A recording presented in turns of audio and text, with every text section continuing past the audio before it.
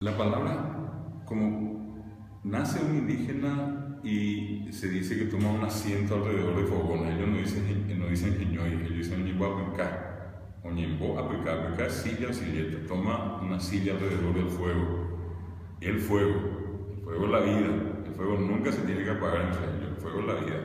Y se siente y allí está en grupo, están en un círculo, siempre estamos conversando en círculo. Y dice que en ese sentido, la persona que viene se incorpora a un cuerpo y es el alma. Y León Cabrera, que fue uno de los más grandes estudiosos de guaraní, decía que los indígenas tienen la idea que nosotros somos almas que dicen palabras, o palabras que vienen de las almas, ¿verdad? Y entonces, en ese sentido, ellos no hablan cuando nada tienen que decir. Y nosotros tenemos la costumbre de tratar de hablar, porque ¿qué habla que soy el indio? Pues no habla, porque soy indio, ¿qué? Y lo que no sabemos es que él no habla porque nada tiene que decir. Dicen que cuando ellos tienen algo que decir, abrimos la boca y lo que sale de nuestra boca son porciones de Dios.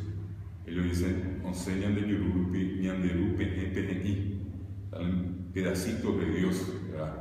Y la palabra, ellos tienen que el que habla es un ñe-engatú, que en paraguayo es el parlanchín, el hablador, pero entre ellos ñe es palabra, engatú es perfecta. Lo que dice en realidad son palabras perfectas. Él no puede usar la palabra para maldecir, para decir cosas feas, para agredir a nadie. La palabra es sagrada, porque el que habla es Dios. No somos nosotros los que hablamos, habla Dios. Y ese es un concepto demasiado importante que ellos tienen en el profundo respeto a la palabra, porque dicen que cuando Ñanderu, papá de nombre, que fue el creador del mundo, el dios guaraní, antes de crear las cosas materiales, creó lo que para nosotros, en términos cristianos, serían los 10 mandamientos. Para ellos fueron 3.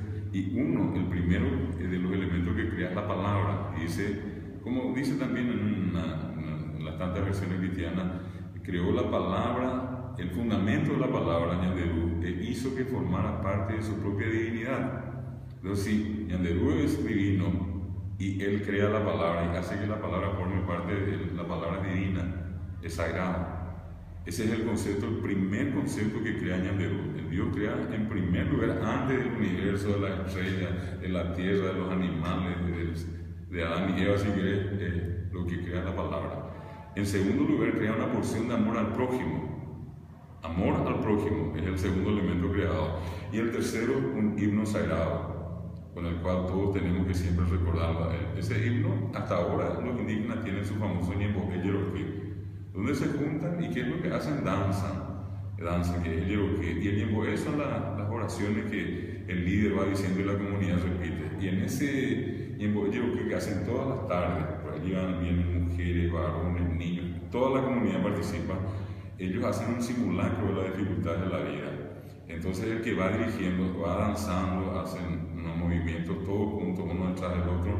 Y por ejemplo, en algún momento hay una dificultad y él como que retrocede, y después intenta pasar por abajo o por el otro lado y consigue superar la dificultad. Y va otra vez normalmente y se encuentra con otra dificultad, ¿verdad? Y debe ser un símil de que están peleando, un enemigo invisible. Y la vida para ellos es eso, ¿verdad? Continuamente. Pero la cuestión es que hay que saber descubrir el camino, ¿verdad? Ellos nunca jamás se quedaron allí a llorar sobre la leche derramada, sino que lo que hicieron, probaban por acá, no pudieron, probaban por abajo, tampoco, por el costado, y allí consiguieron superar la prueba. Ellos tienen la certeza de que todo se puede superar, pero para eso uno tiene que tener fe, y eso tiene que ver mucho con la espiritualidad. Crecer entre ellos es crecer en un marco optimista, ¿verdad?